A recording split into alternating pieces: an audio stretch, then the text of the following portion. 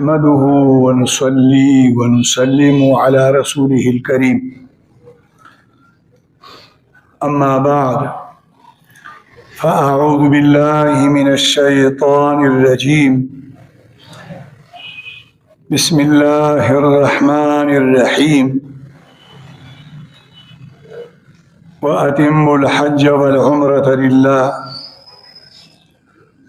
سبحان ربك رب العزة عما يصفون وسلام على المرسلين والحمد لله رب العالمين.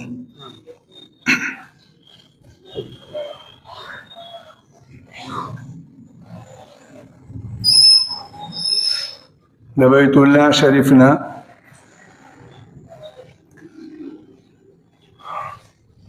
گیر شاپیرا د ټولنا غټه دائره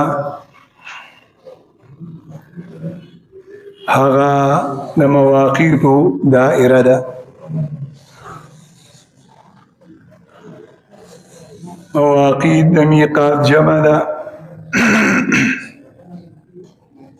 او میقات هغه ځای ته وایي چې کوم مسلمان مکې مکرمې ته ځي نو د دغه ځای نه بغیر د احرام د تړلو نه پورې وتل د هغه دپاره منعي، نو دوی ته میقات وایي.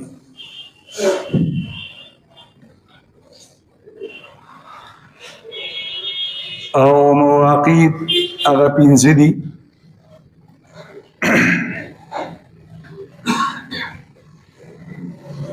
دویمه دائره د مکې مکرمې د ښار نه ګیر چاپېره د هغې نوم دی حرم.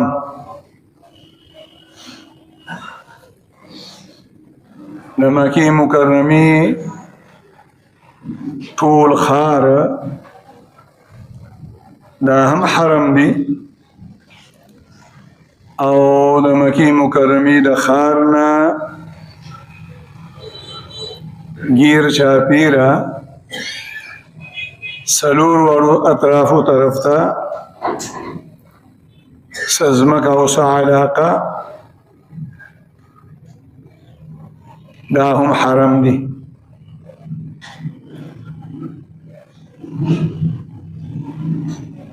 د نبی علیه الصلاة والسلام او د صحابه کرامو په زمانه کې د حرم د ځمکې اکثره حصه د مکې د ښار نه جدا وه، د مکې د ښار نه بهر وه. او موجوده زمانه کې د حرم د ځمکې اکثره حصه د مکې مکرمې د ښار د توسیعاتو د وجې نه د مکې مکرمې د ښار حصه ګرځېدلې ده او هغې کې دننه راغلې ده. د دې د وجې نه حاجیان چې کله د الله په فضل سره حج ته لاړ شي او بیا د مکې مکرمې په ښار کې ګرځي راګرځي، مدینې ته ځي یا جدې ته ځي یا طائف ته ځي، نو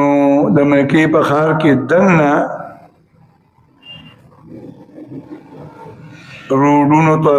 په روډونو باندې ښي اړخ ته او ګس اړخ ته بورډ لګېدلي د مکې د ښار نه چې ځې نو لیکلي کلي چې حرم ختم شو،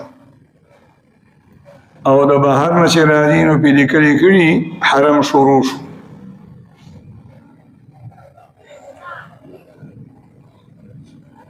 د هجرت په اتم کال باندې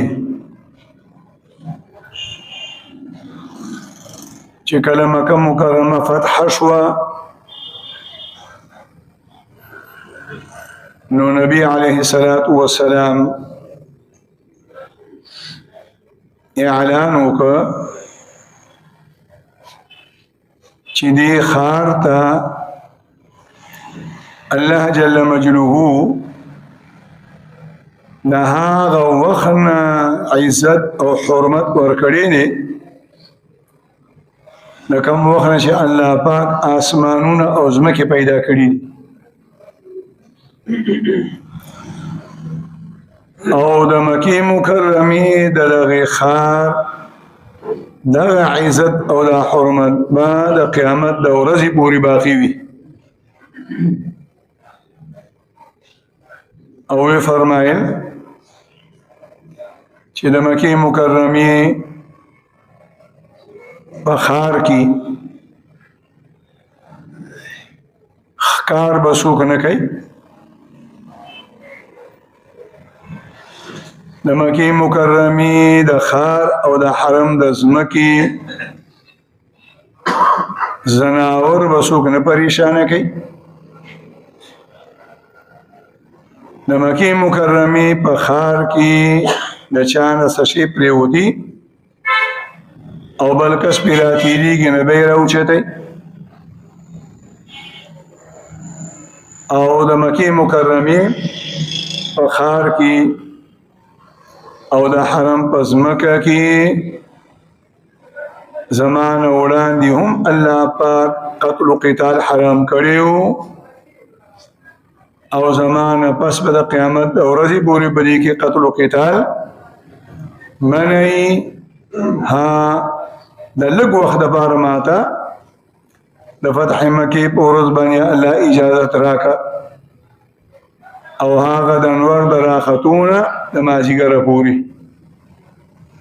او د مازدیګر نه بعد بیا د الله پیغمبر فرمایل چې دا حکم او د قیامت د ورځې پورې بحال او برقرار پاتې شو د مکې مکرمې د ښار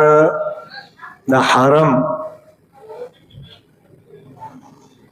یو حد شروع کیږي د یو ځای نه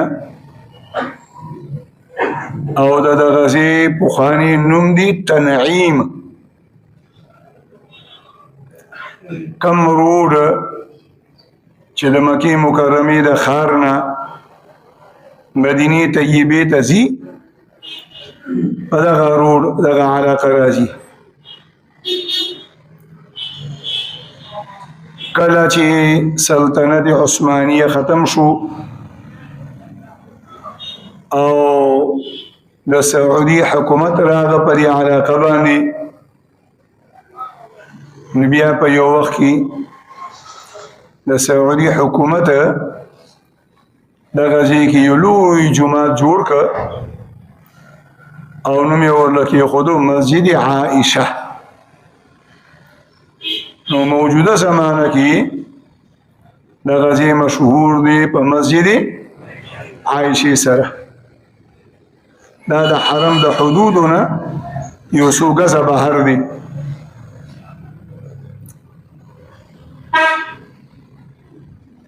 د نبی علیه الصلاة والسلام او د صحابه کرامو په زمانه کې به ورته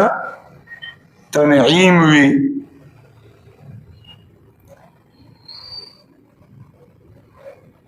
په دغه ځای کې یو واقعه خدا شوې وه چې یو صحابي دی خبیب رضی الله تعالی عنه اوږده قصه ده د مکې مشرکانو نیولې او بیا یې دغه ځای ته بوتللو د مکې د مشرکانو سره د کفر او د جهالت نه د هغې هم دا نظریه وه چې د حرم په ځمکه کې وینه تویول منع دي قتل منع دي او تنعیم د حرم د حدودونه بهرو نو ځکه دې تنعیم ته راوستو.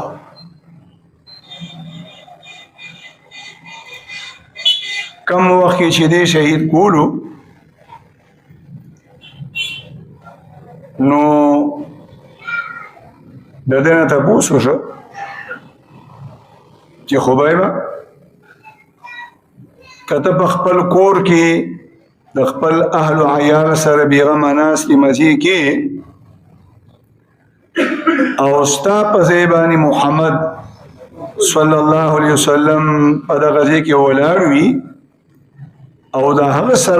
سر قلم کړی شي په توره ووهلی شي نو ستا به څه خیالي.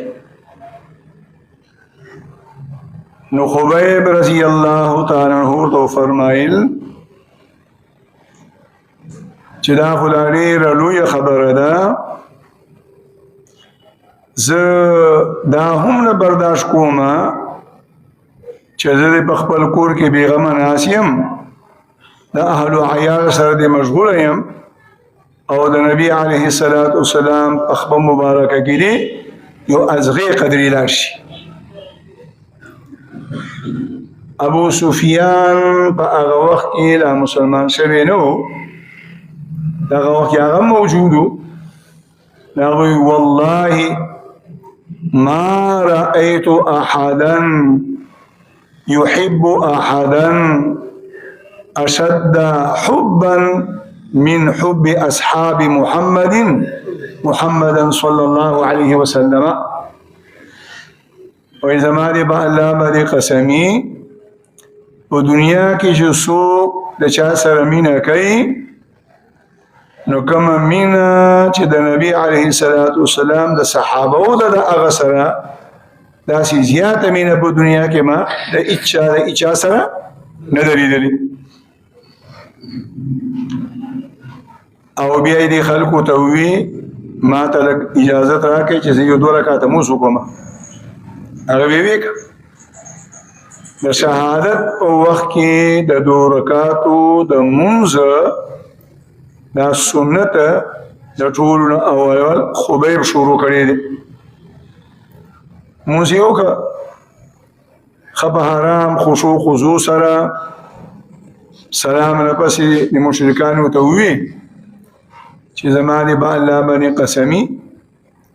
زړه مې دا غواړي چې دا مونځ مې اوږد کړی وي، خو که دا مونځ ما اوږد کړی وي نو ستاسو په زړونو کې به دا خیال راتلو چې دې د مرګ نه یریږي، ځکه دا اوږد مونځونه کوي، ځکه مې دا مونځ مختصر کړ.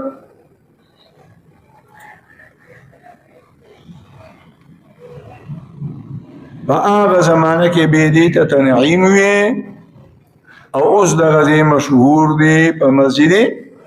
عائشې سره. د هجرت په 10 کال باندې نبی علیه الصلاة والسلام چې حج ته راغه ټولې بیبیانې ورسره وي. عایشه مو عایشې د عمرې احرام تړلی و، لاره کې بیماره شوه، د زنانو په بیماری کې بیماری لا نه وه ختمه شوې، د حج ورځې شروع شوې، مینا ته روانګي شوه. عایشې صدیقې ته نبی علیه الصلاة والسلام فرمایل د عمرې احرام دې مات کا، ختم کا او د حج احرام وتړه. عمرې ختمه کړه، د حج نیت یې وکړه. عائشہ صدیقی رضی اللہ تعالی عنہا دا حج تمام مناسک د بیماری په حالت کې ادا کړل.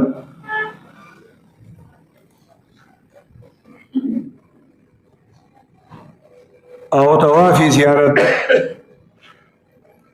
چې کله لري ادا کولو هغه وخت د بیماری نه پاکه شوی و.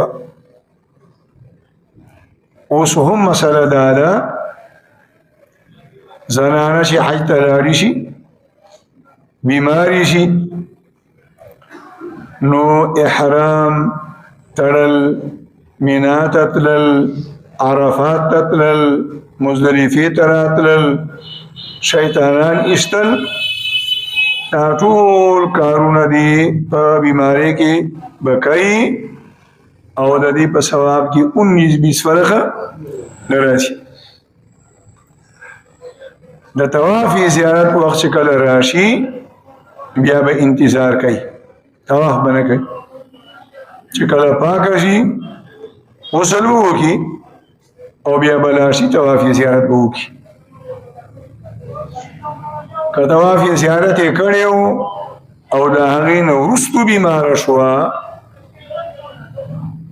نو دا 11 دا شیطانانه به بیماری کې وړي او چې کله واپسی وشي بیماری لانی ختمه شوې طواف رخصت ورته پاتې دی نو دغه طواف رخصت واجب دی لیکن د زنانو د بیماری د عسر په وجه باندې دا طواف یې ته معاف دی پس همداسې به راشي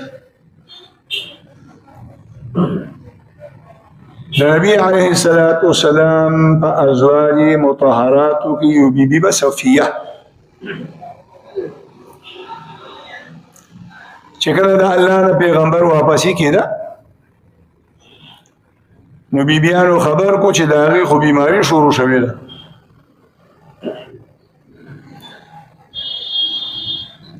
نبی علیه الصلاة والسلام فرمایل اوهو دا خو به اوس مونږ مدینې ته د واپسۍ نه را ایسارئ الله د پیغمبر خیال نه و چې دې طواف زیارت نه دی کړی او د هغې نه وړاندې بیماره شوې ده خامخا به ایساري کې طواف زیارت مونږ به هم ایساري نه دا حدیث هم د دې خبرې دلیل دی چې زنانه به طواف زیارت په بیماری کې نه کوي او د دې دلیل هم دی چې که زنانه بیماره شوه طواف زیارت یې نه و کړی واپسي به کینسل کوي ټکټ به کینسل کوي اگر چې مالی تاوان پرې راځي دا هغه وخت پورې به ایسارېږي چې تر څو پورې طواف زیارت یې نه کړی او دغه حدیث د دې مسلې دلیل هم دی چې که چېرته د طواف رخصت نه وړاندې بیماري شروع شوې وه نو بیا داسې زنانه ته طواف رخصت معاف دی ګناه پې هم نشته دم پې هم نه وړي چې کله د حج احکام نو چې کله د الله پیغمبر ته دا پته ولګېده چې یا رسول الله صلی الله علیه وسلم دې طواف زیارت کړی دی نو بیا د الله پیغمبر خوشحاله شو او انفري چې طواف رخصت زیارت یې کړی دی طواف رخصت معاف دی پاتې دی او رامه کوه بس ته زموږ سره ځه چې کله د حج مناسک پوره شو د واپسۍ تیاریانې شروع شوې الله پیغمبر د عایشې صدیقې خیمې ته راغله نه هغه لګیا وژړل د الله پیغمبر ته تپوس وکړو ولې ژاړې و یا رسول الله صلی الله علیه وسلم ځکه ژاړم چې نورو ټولو صحابه او زنانه او نارینه په دغه سفر کې حجونه هم وکړل عمرې هم وکړلې او ما حج وکړه عمره رانه پاتې شو نو بلې عمرې پسې ژاړم اوس خو چې زنانه لاړې شي که نه نو د سوداګانو په اغوښتو کې دی یو ورسره سیالي کوي یو یې د دا واغوښته بل وایي د دا واغوښته او بیا په خاوند پورې ښه دي معلوم هم راخلي د زنانو دپاره پکار دا ده چې سیالي د حج په مناسکو کې وکړي عایشې صدیقې رضی الله عنها فرمایي ټولو زنانو حج هم وکړو عمره هم وکړله او ما نه عمره پاتې شوه ځکه ژاړم نبی علیه الصلاة والسلام ورته فرمایل پروا مه کوه ورور یو عبدالرحمن ابن ابي بکر رضی الله تعالی عنه هغه ورسره که او دا اوس کوم ځای کې مسجد عائشه دا په هغه وخت کې به ورته تنعیم وي وای دا غزې ته بوزه او عائشه ته وي مونږ ستا انتظار کوو او ته عمره وکړه او بیا راځه. عائشه صدیقه د غزې ته راغله د تنعیم نه د عمرې احرام وتړلو او بیا یې عمره وکړله او بیا د الله پیغمبر په انتظار کې قافله بیا د غزې نه واپس راغله. په دې وجه باندې د سعودي حکومت د غزې کې چې کوم جمعه جوړ کړی دی د جمعه په نوم یې مسجد عائشه